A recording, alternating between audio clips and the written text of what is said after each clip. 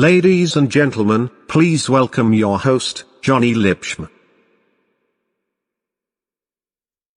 Good evening, everybody. Welcome to this Father's Day special, Sunday Night Live. Me, Jonny Lipsham, over here at jonnylipshamstudios.co.uk. Hope everybody's had a good week and a great Father's Day weekend. It was also my wife's birthday today, so it's one of those rare occasions where Father's Day and my wife's birthday kind of coincide, which is pretty cool. So it was a great fun weekend for everybody. So yeah, we've got already 10 people here. Now I'm expecting that we might have a smaller crowd than usual because of Father's Day, and it is kind of 6 p.m. Central Time, so kind of right in the midst of early evening. Maybe you're about to, settle your family in for dinner, that kind of thing. So I'm not expecting a whole ton of people here, but I'm very glad that those of you who are here are here. You guys are awesome.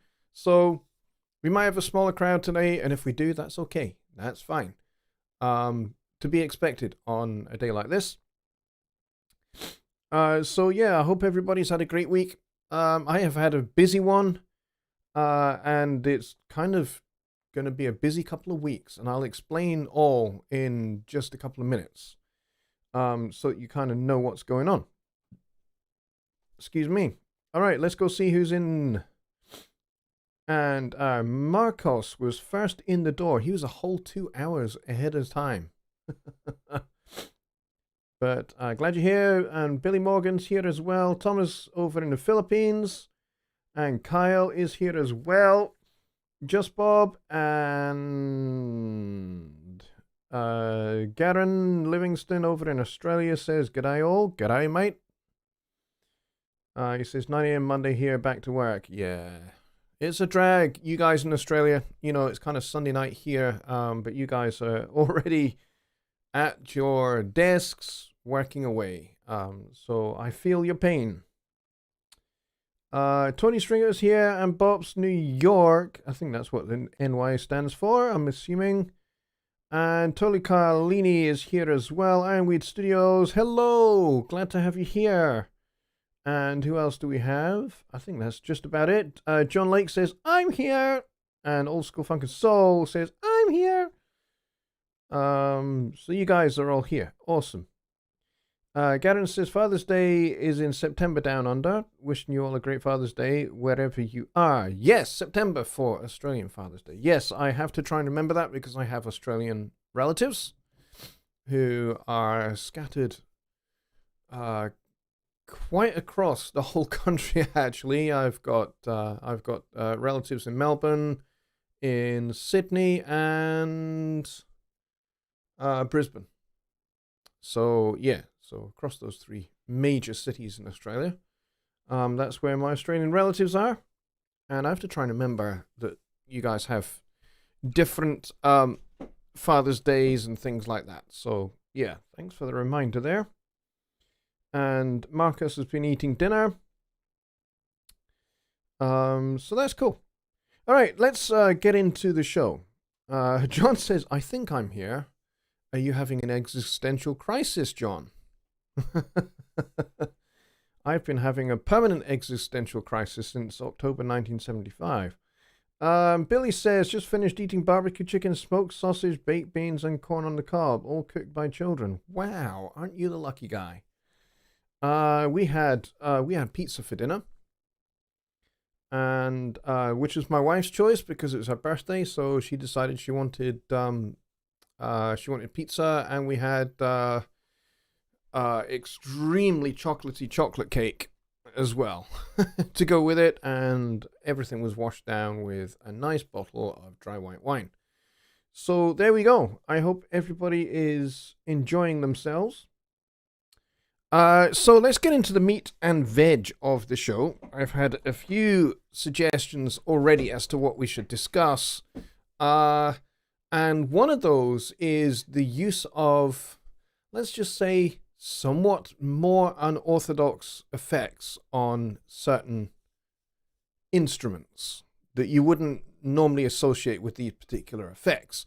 So I wanted to talk a little bit about that, about being creative and using tools that are not necessarily the correct tools for a particular job in order to get something creative done and to create a particular creative effect. So I'm going to talk about that a little bit and kind of the main kind of thrust, I guess, of what I want to talk about is being guided by your ears. Not just your actual ears that are on the sides of your head on what you hear, but also your mind's ear. What you perceive in your mind and you think, wouldn't it be great if I did this? Or, hey, wouldn't it be great if I could have this particular sound in this particular song? So that's what I thought we'd talk about. So we're getting into kind of creative mode here.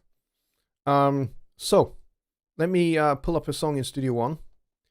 And we'll go to town on this, talking about this. Because I think it's an important thing to discuss, an important topic that maybe doesn't really get talked about a lot in tutorial videos. So we're going to dive into it. And we're going to talk about using some unusual effects to create a particular sound that works for a particular song. To achieve a particular, excuse me, I've got something that was stuck between my teeth. There we go, got rid of that. So basically using unusual effects. So let me scoot over to the Studio One screen and you can see what I'm talking about. All right, so what we got here is we got my song Belonging to Tomorrow from my 2016 EP. Yeah, I know it's been a long time since I've actually made an EP. I have put out singles pretty much every year since, but just never, I've got songs ready to go, but just never really been able to get time available, to be honest, to actually make an EP. I had set out after 2016 to do an EP every year, like a 4 or 5 song EP every year, and I guess I just kind of let that one go.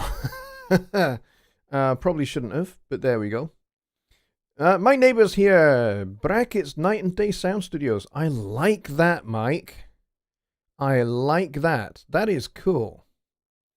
Marcus says delay is reverb and reverb for more reverb and EQ. Yeah, not quite gonna do that, but anyway, hopefully you'll like what I've got here. So this is the track that we're going to focus on here, this channel here. Which is the Flugelhorn Solo. And you'll notice here that I've got pedal board. Pedal board is meant to be for guitars, not for flugelhorns. But I thought this sounded extremely cool. Now this song, as I said, is a 2016 song, so it predates pedal board. So when I brought this song into Studio One 5, I had to basically rejig the effects that I had originally used on the production for the Flugelhorn Solo, because they kind of no longer worked in Studio One 5. It's fine, you know, it's a Studio One 3 song, so you know, some changes needed to be made. But fortunately this song is available, or at least it was. The EP is currently out of print. I am working on being able to make it available again in a reissue. I would like to do that. So let's check out what I've got going on here on pedal board. So I'm going to open this up. And what you'll see is we've got Wild Drive on here, and we got some reverb. But we also have, oh, we're supposed to have something else. We're supposed to have some wah-wah, which I think I automated and then printed, is what I did. And that's okay. But this is kind of the effect that we get. If I just back it up for just a little bit before it comes in, then I'll solo this and you'll see exactly what I mean.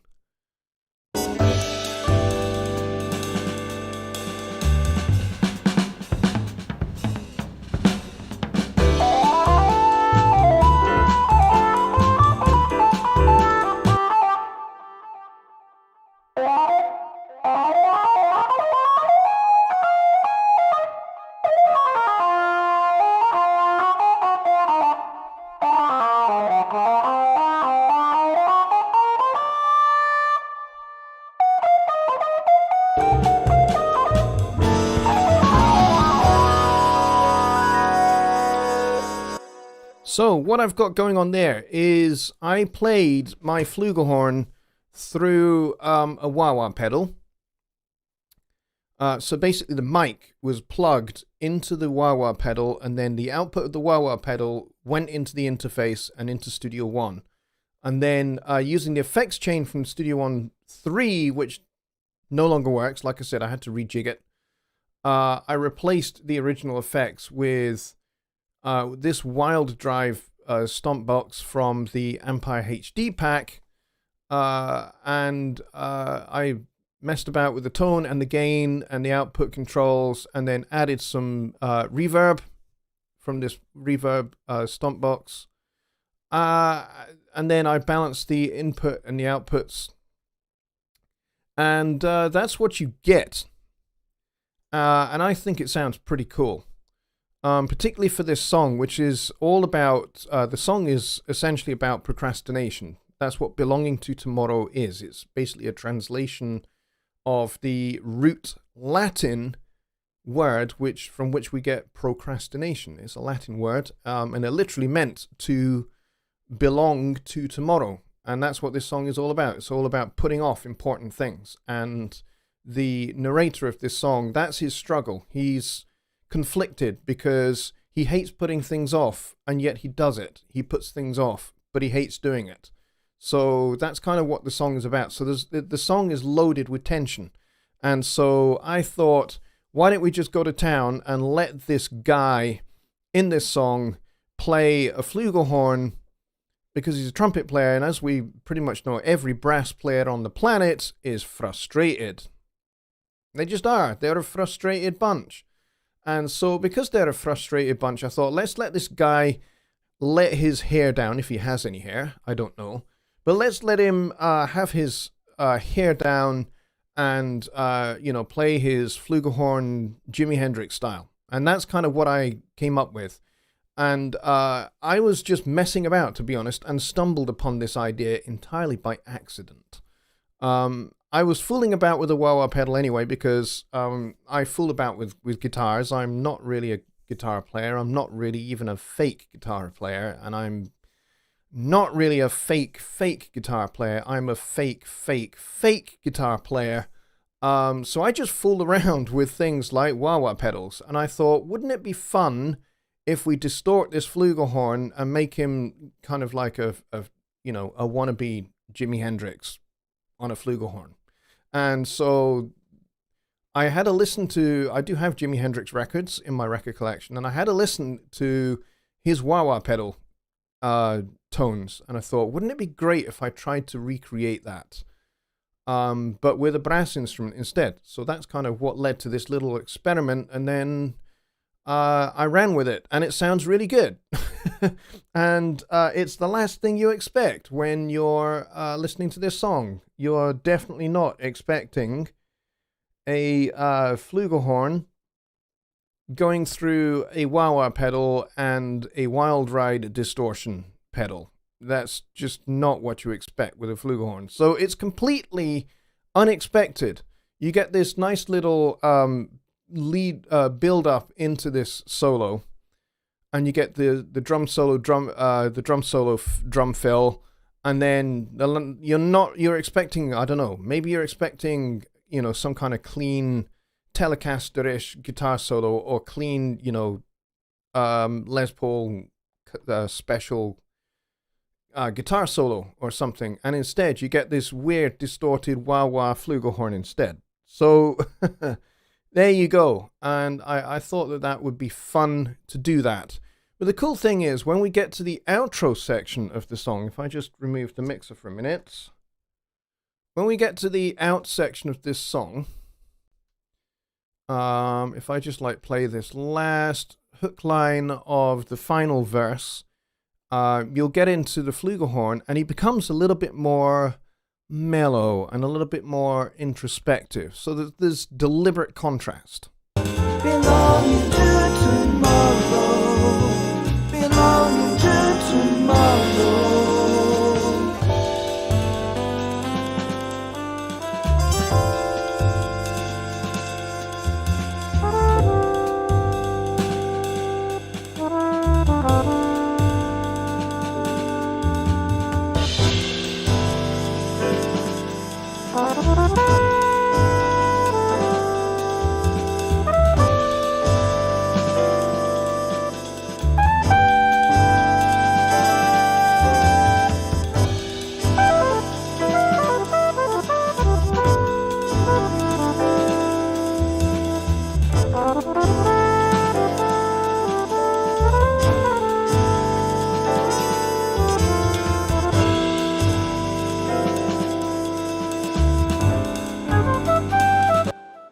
All right, and as you can see, this is not a real flugelhorn. This is actually the flugelhorn from Presence XT. But this one really is a flugelhorn.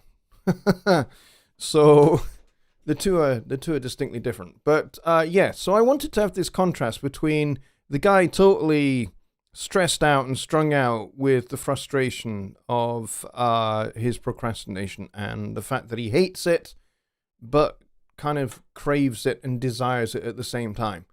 And then, he's kind of worked it all out by the end of the song, and so he plays some nice mellow jazz at the end.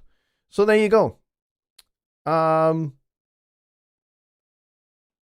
So I hope that kind of gives you some ideas as to, ways in which you can kind of implement some creative, maybe out of the box ideas that,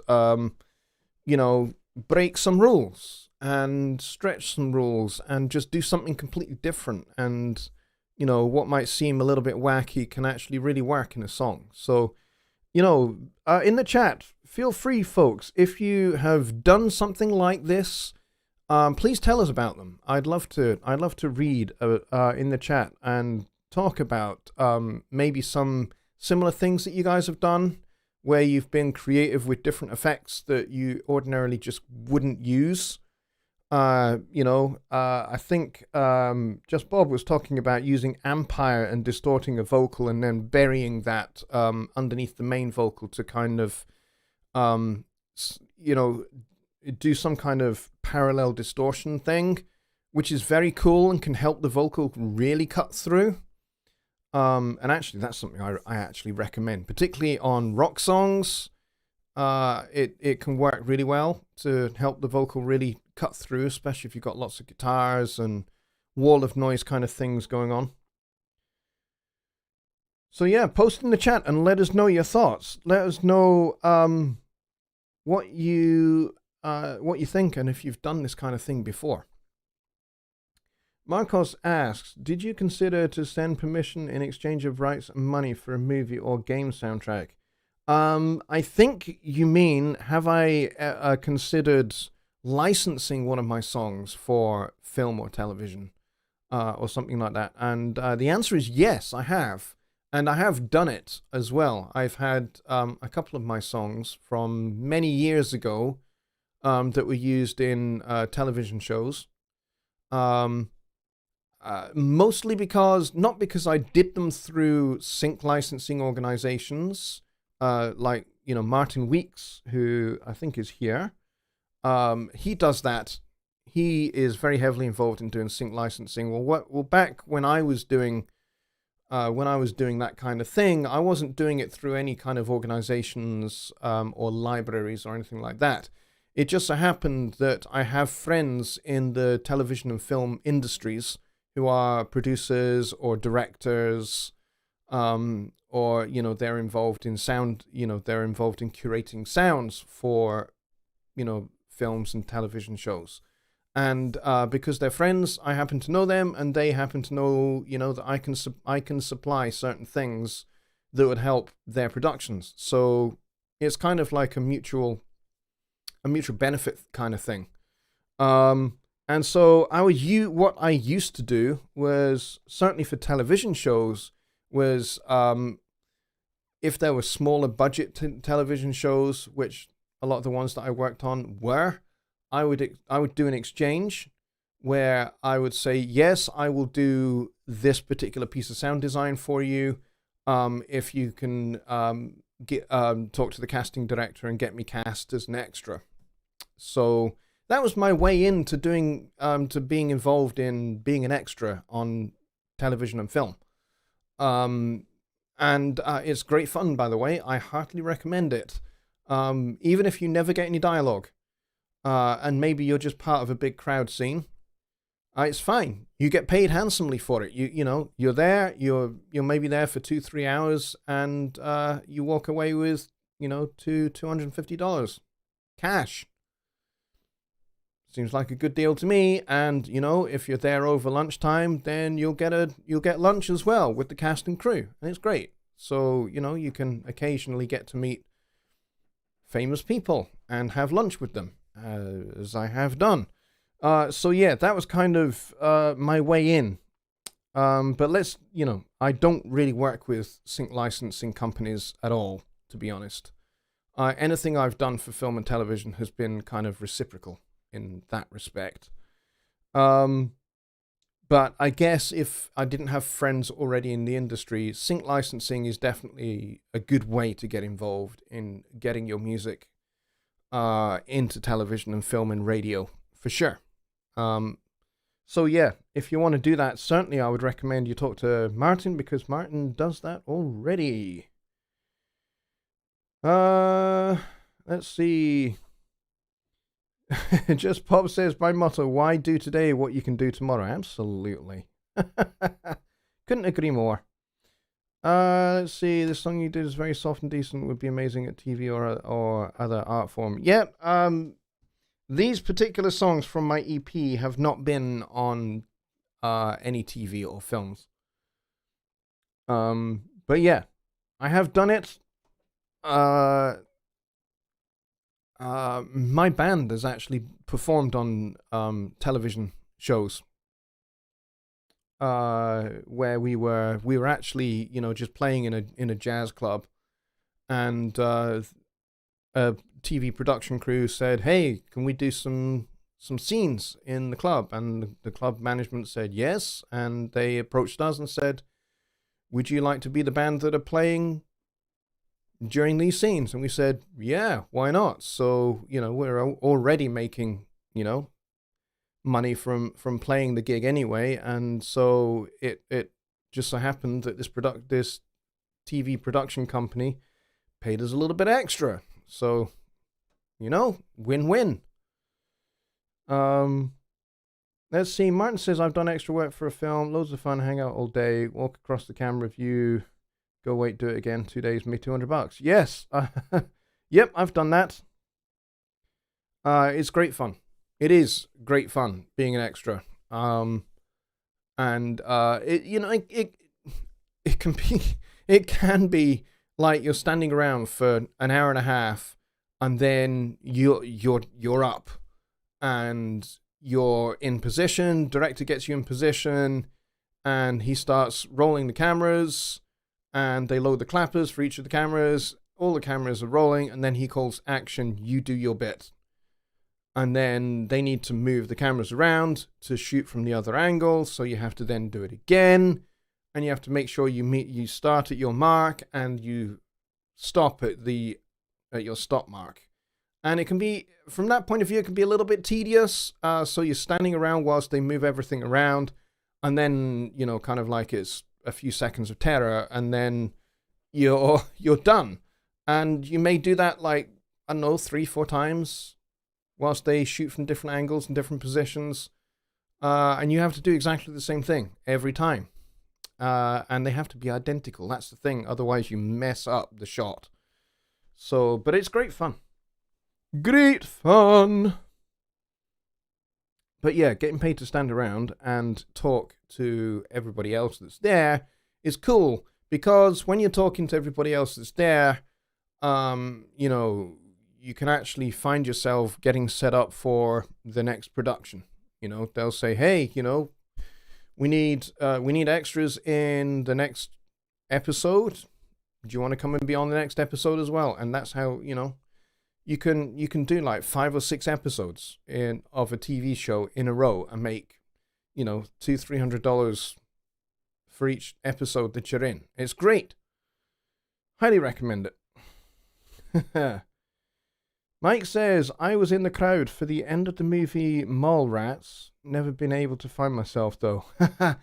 If you've ever seen the film Sunshine on Leith, which is all about a particular part of Edinburgh here, and it actually was a pretty successful film.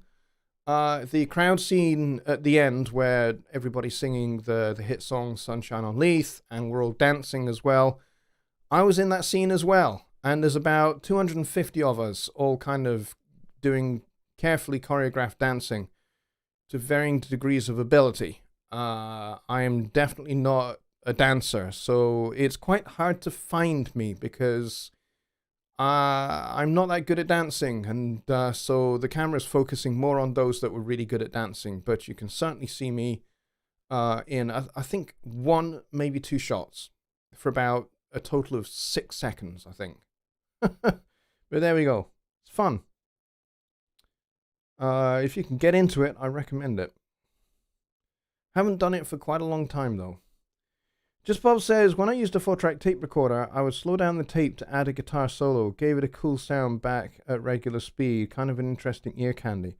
Yeah, I used to experiment in a similar way, actually, with slowing down tape. And I used to do it for... if I wanted a really, really high vocal part that was maybe a little bit out of my register, I would slow down the tape, work out the interval by which I needed to slow down the tape so that I could pitch the note, knowing that when I put the tape back up to correct speed, that note would be shifted up to the particular note that I needed, that I couldn't reach otherwise. And it is fun. You can hear the artifacts if you're not careful. Yes, The Proclaimers, Sunshine on Leith. Yes. It's a good film, actually. And I was one of a bunch of about 200 or so that were in the big street scene. It's great fun.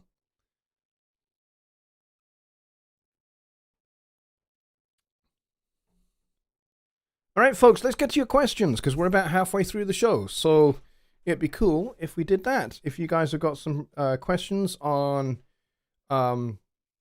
songwriting, recording, music production, mixing, mastering, all of that fun stuff, we can certainly talk about that. Studio One tips. If there is a particular thing that you want me to go over that you're not so sure about in Studio One, we can go over those kind of things too. I'd be happy to do that. But whilst we're here and whilst you guys are typing in the chat, getting your questions in, I do have a bit of an announcement to make, and you guys have probably suspected that this has been coming for a wee while because I have been alluding to it over the last maybe 2-3 weeks or so, to the point where I had somebody message me to say, I can't watch your shows anymore because all you talk about is your new house and it's boring. Thanks for that. I'm not going to mention whom that was. But anyway, suffice to say, the announcement is that tonight's show is the penultimate show in this location. So next Sunday will be the last Sunday Night Live from this studio. And then we will resume on July the 11th, hopefully, providing I have internet and everything else required like that set up. We will resume on Sunday, July the 11th for the first show in the brand new house. And I will do a live studio tour of the new room. It's going to be mostly this kind of size, more or less. So it will be fun to do that. Looking forward to that. Looking forward to actually moving and getting into the new place. We should have ludicrously fast internet. What we have here is pretty good right now. It's I think it's 80 down and 20 up. But we should have fiber to the property. So it's full fiber to the property that we're getting. And we should have 800 or 900 down and maybe 150 or 200 up, hopefully. That's what I'm hoping I'm going to be able to get. But we'll see. We'll kind of see. We're going to have to switch to another provider. But I'm hoping that we have ludicrously fast internet, which should mean that the quality of the picture for this show should be even better. Because I should hopefully be able to go up to 1080p 60 frames per second, hopefully. I'm going to try it and see how it looks, see how it works, and see how much stress and strain it puts on my CPU. So yeah, that's going to be really exciting. I can't wait. The part I'm not looking forward to is having to pack everything up and unplug everything and make sure I remember exactly which USB ports everything was plugged into in the first place, so that when I am setting things up in the new studio, I put everything back where they were. Otherwise, I'm going to have interesting problems. So, yeah, that's the part I'm not really looking forward to. But yeah, it's going to be cool, man. Looking forward to it. So, we have a date of entry for the new house. We are picking up the keys on the 30th, hopefully. So we will then have entry to the new house, and then it's just a case of we will be organizing a removal truck to take everything over to the new house, and then getting everything set up again. So that's going to be cool. All right, let's see what you guys have got.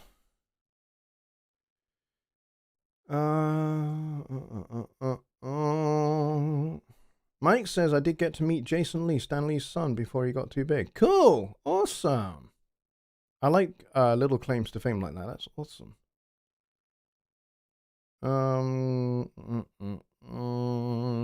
Just Bob says, with the new VST that has the tape deck, can it be used that way? Slow or speed down the pitch? Oh, I believe you're talking about the new mix engine effects, the Porter's studio kind of thing. Yes, I can show you that. Hang on just 1 second.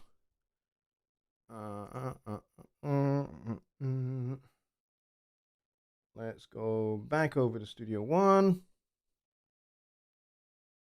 All right, so I don't have it installed on here, but we can put it on. Now, what I'm about to do right now, I do not recommend you do.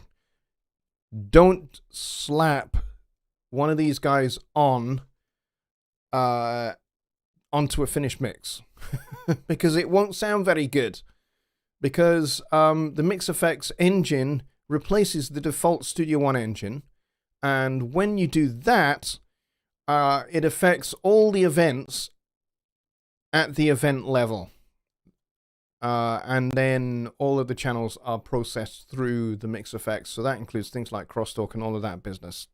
So it will mess up your mix. So let's go and select the Porter cassette. Here it is. This is a good fun little, cute little device. If you've ever worked with 4-track or 8-track cassette tape machines in your life, you will probably recognize this GUI, and you'll know instantly what brand and model this is based on. I cannot tell you because I'm not allowed to. But yeah, I'm sure you're going to tell me in the chat, and I'm not going to be able to tell you whether you're right or wrong. Mika's here. Hello, Mika. So, let's have a play with this, shall we? Let's go to the end of verse 2. Oh, and look at the spinny wheels. Johnny Guy loves this.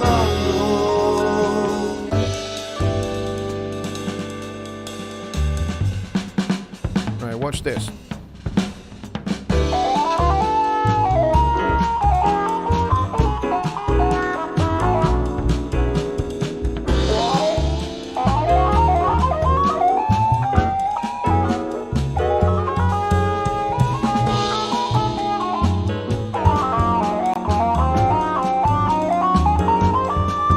Now, the fun part about this is that when you adjust this pitch knob here, notice how it doesn't actually slow down or speed up.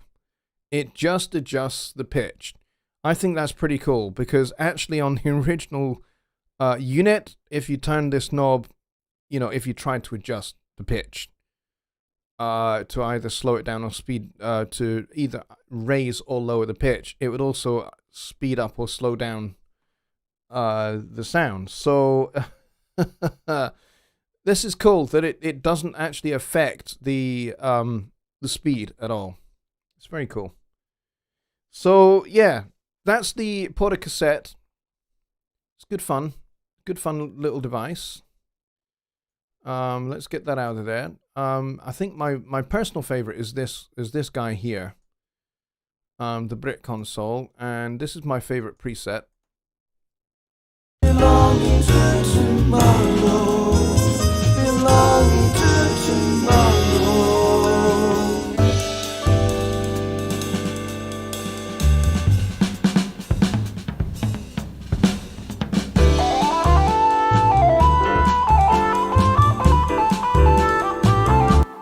Yeah, it's great fun. All of these are really, really good. If you, hang on just a second. Let's remove that. If you've not purchased these, then definitely go to shop.personas.com and get your hands on them. If you're not a member of Personasphere, if you are a member of Personasphere, they are yours. They are in your account right now. Go download them and just play around with them and have fun with them. But I would suggest, like I would suggest with the CTC1 and the original console shaper, mix through them.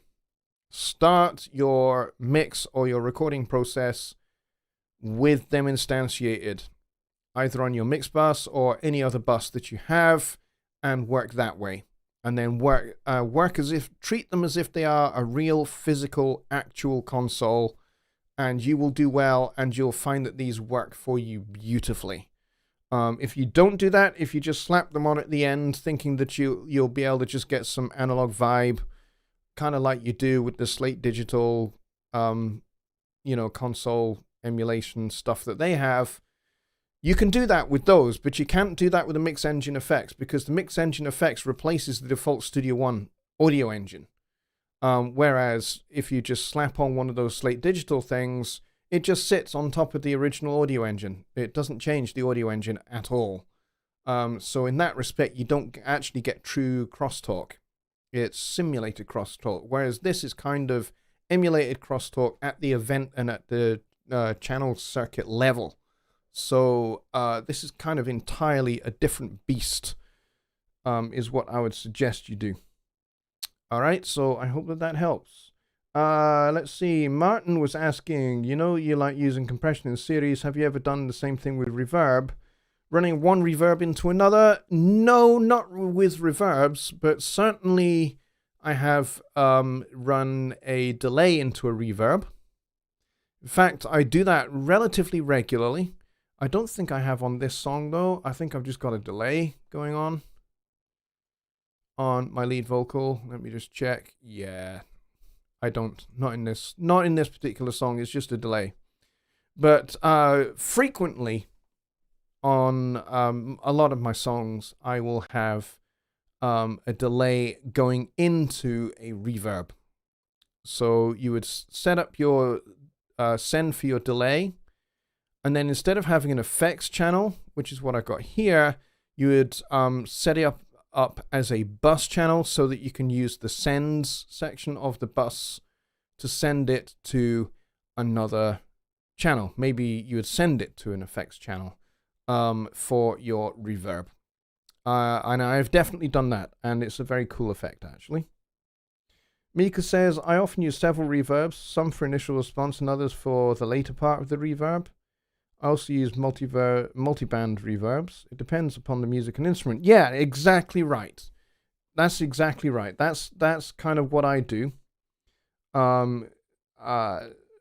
maybe have like a small room reverb, as well as a larger hall type reverb, or a plate reverb as well. I will do maybe 2 of those, or I'll maybe do all 3 of those sometimes. Like Mika says, it kind of depends upon the song and what the song calls for. Maybe more kind of ballad, slower tempo kind of songs require maybe a little bit more ambience, a little bit more space. So maybe I will have a delay going into multiple different reverbs to create the right effect. And actually, sometimes I will sidechain a compressor to those effects so that I can duck them out of the way when the vocal is singing, and then let the tails come through afterwards. Done that quite a bit. It's a technique I enjoy. using. Just Bob says, thank you, Johnny. Looking forward to the add-ons. Yes, they are very cool. Those retro mix legends, mix effects plugins are, I think, as they say, da bomb. They really are. They are fantastic. I have had a lot of fun playing with them. Let's see, what else do we have here?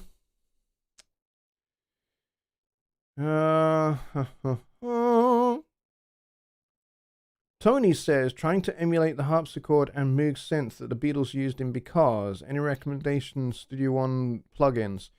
No, I can't really recommend anything. Because those kind of things are quite tricky to emulate because they probably used, knowing the Beatles, they probably used a real actual harpsichord. Wouldn't surprise me at all that they would have gone and actually recorded a real harpsichord.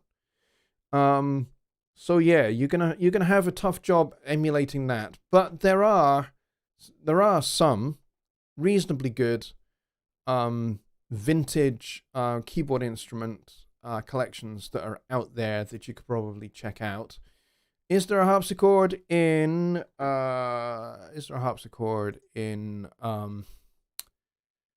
Presence? That's a good question.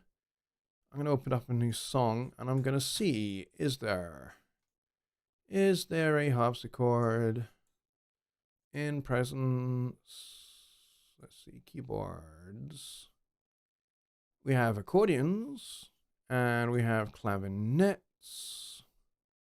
Clavinets are cool, by the way. They're not far off a good substitute sometimes in certain situations.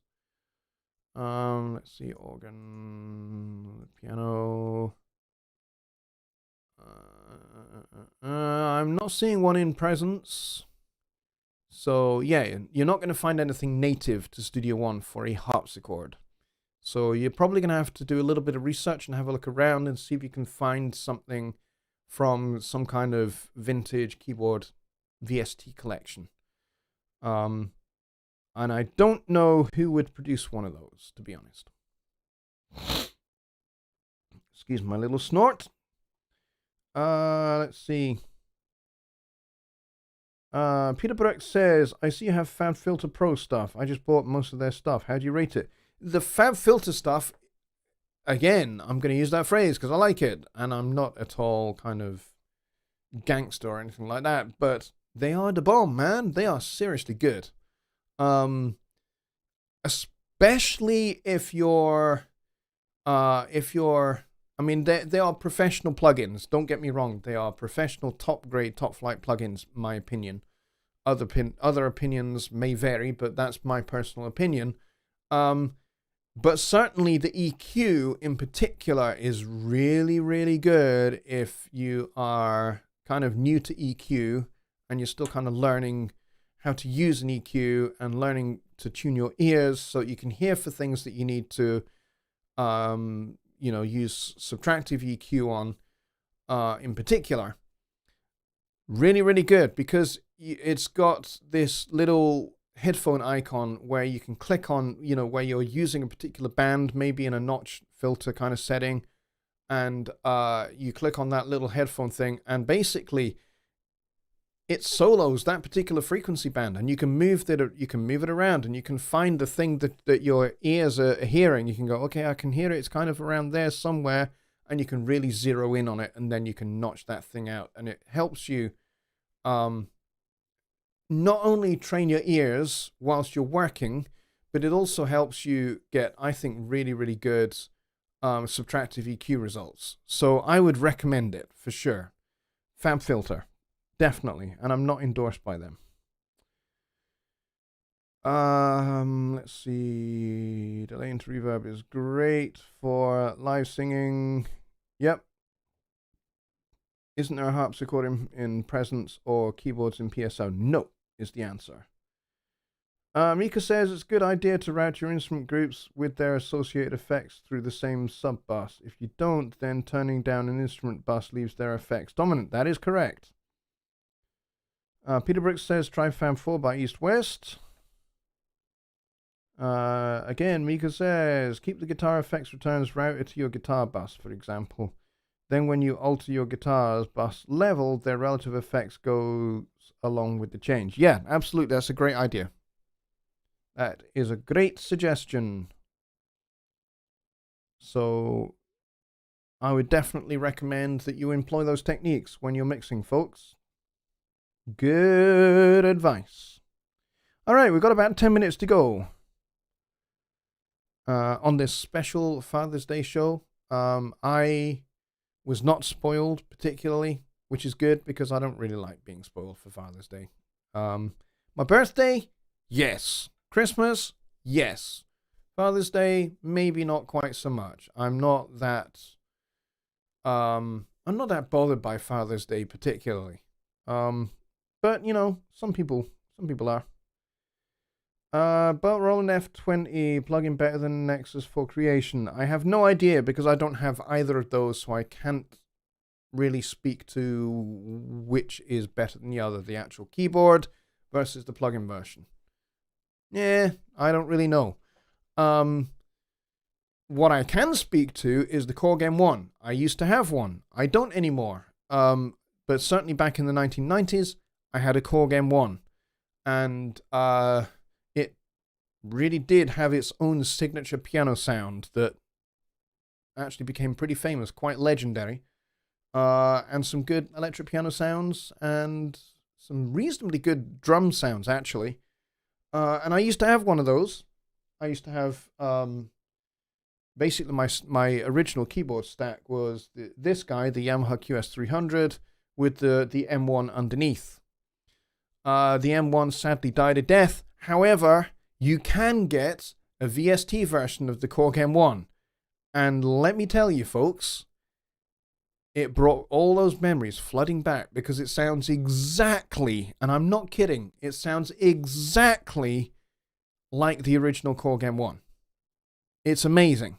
So if you remember back to those kind of early 1990s, 92, 93, 94 period when the Korg M1 was the keyboard to have, and that particular piano sound was very popular in house and dance music of that 1990s period, go get the plugin. Trust me, if you're into that sound, you will not regret it, for sure.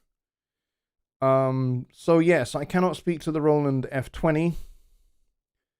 I could speak to the Roland D20 and the D50 because I had both of those as well. I sold them both, however. But yeah, they were great fun. Let's see. Stantification. I think you're new to my show. Welcome. Hello. Good to see you. Standification says, hi Johnny, how would you create brush drumsticks for a VST instrument like Impact? Great question. There is nothing inside of Impact, and there is nothing inside of any other native Studio One instruments. However, you can certainly buy sample kits. There are a few that you can get. And in fact, we have the Tom Brecklin drums.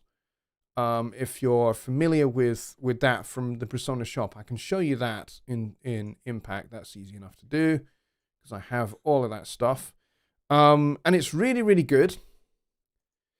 There are some good... Hang on, let me see if I can find it. Oh, it might actually be at the top here. Hang on. You're not seeing my screen, and that's okay. Is it in this one? Yes. Bingo. Here we go. All right. So I have the Tom Brecklin drums, both version 1 and version 2. And you have a nice kick drum.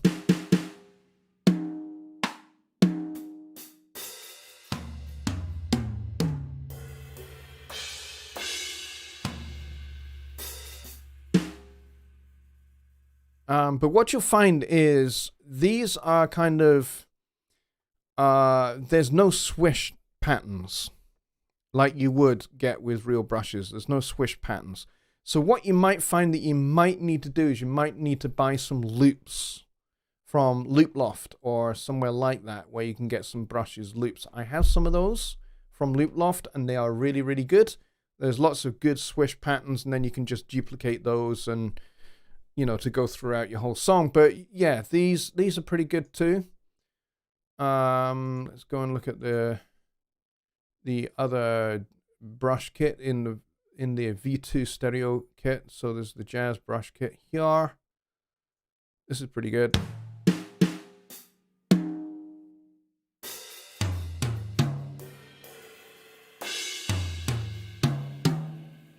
Played fairly aggressively with brushes, I'll admit. But yeah, these sound actually pretty good. But yeah, certainly for swish patterns, I would definitely recommend you invest in the Loop Loft bundles, and you'll find something there. Let me see. Do I have something like that? Let me go and have a look.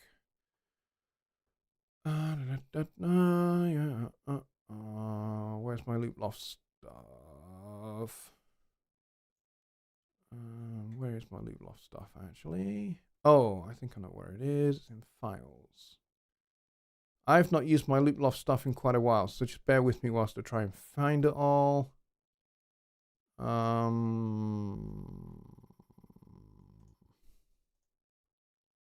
Where have I put them all? Oh, I know what I've done. I know what I've done. Excuse me.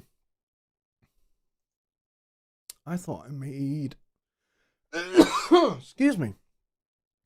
I have something catching in the back of my throat. I thought I made a loop. A tab. Could have sworn I did. Where is it? Where's my... Could have sworn I made a tab for it. Maybe I did on my old computer. I made a tab for it, but I could have sworn I made one. Let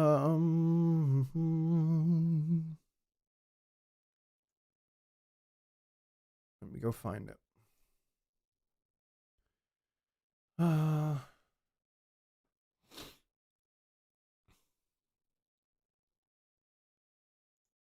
have to go find them. Are they on here?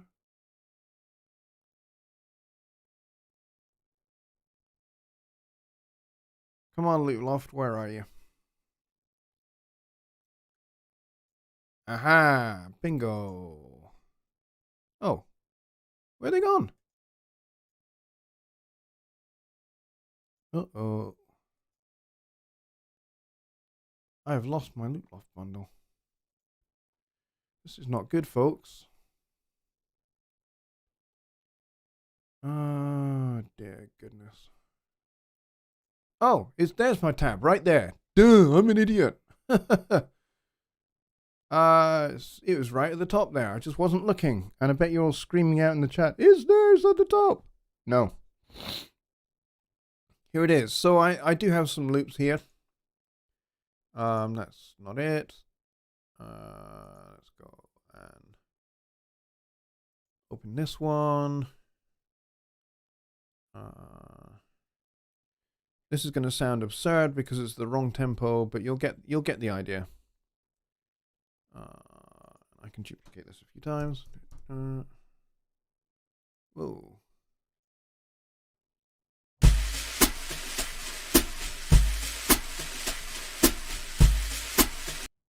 Hang on a minute. These are all ridiculously loud.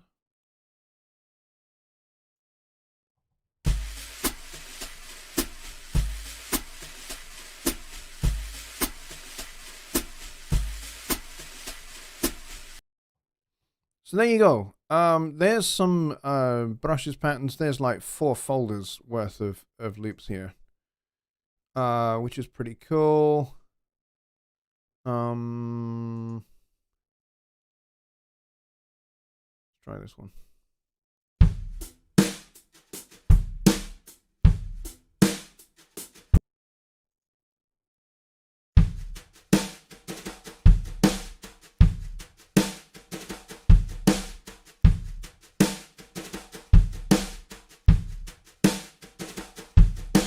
So kind of brushes in a more kind of contemporary kind of style.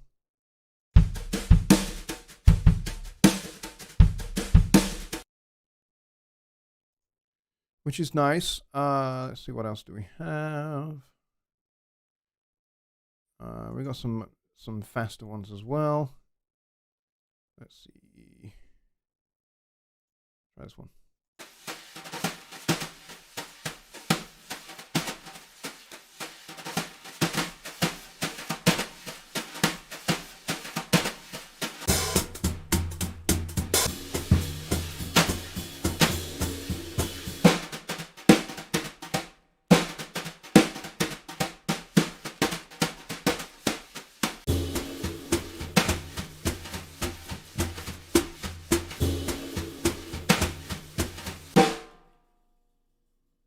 You got some one shots here as well.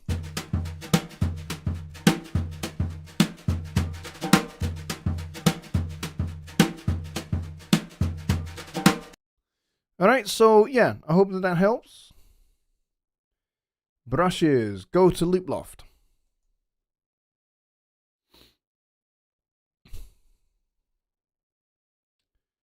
And I think we've reached the end of the...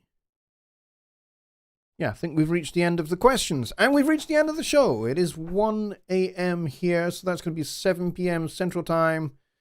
Thank you very much for coming. Those of you that are here, let's see what we kind of peaked at. We kind of peaked at around about 23, which is pretty cool. We have actually broken our record. That was broken for Songwriting Simplified, I think. Or it might have been actually the Sunday Night Live when Jonny was guest on my show. And it went up to, I think we got to 34, which is a record. So it'd be nice if we could kind of head up more towards like 25, 26 regular, and then occasionally peeking over into that 35, 36 area would be cool. So if you know folks who you think this show would be really beneficial for and helpful to, get them along, invite them along, give them the links, and get them along and get them subscribed and on all of that business. If you have not subscribed to my channel before and you're watching, then certainly do hit the subscribe button over there and hit that notification bell and select all notifications. That way you'll get notifications of all of my shows. And certainly once I'm back all set up and I'm in my new permanent studio, rather than this kind of rental place we've been in for the last 3 years, certainly when I'm in the brand new permanent studio, I intend to go back to putting out weekly tutorial content, short little 5-minute videos once a week. So that's going to start happening once everything is all organized and set up. So look out for those, and also look out for the Sunday Night Lives. Next week will be the last show from here, and then there will be a break, and then we will resume again on July 11th. So after next week's show, and you're coming along expecting there to be a Sunday Night Live, there won't be, because I will still be kind of trying to get everything all set up. So yeah, I need to allow time for that, because there's a lot of stuff to go down and a lot of unpacking to do. So so yeah, so thanks a lot folks for coming, and I will see you all next week for the final show from this venue. Good night, everybody.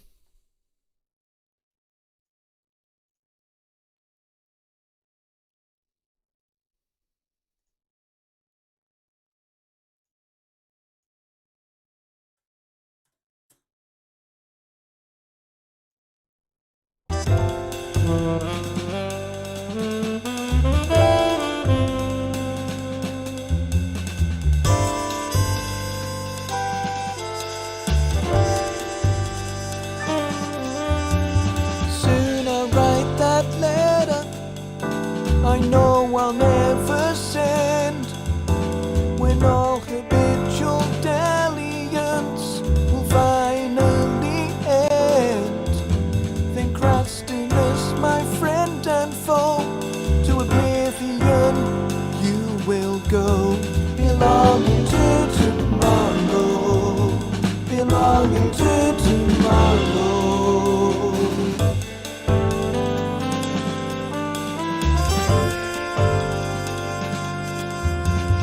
Soon I'll make that journey out to Paradise Falls. And on all the stifling lethargy, time will now be called. And Christinus, the snake-eyed schmo, to Gehenna town you will go, belonging to tomorrow, belonging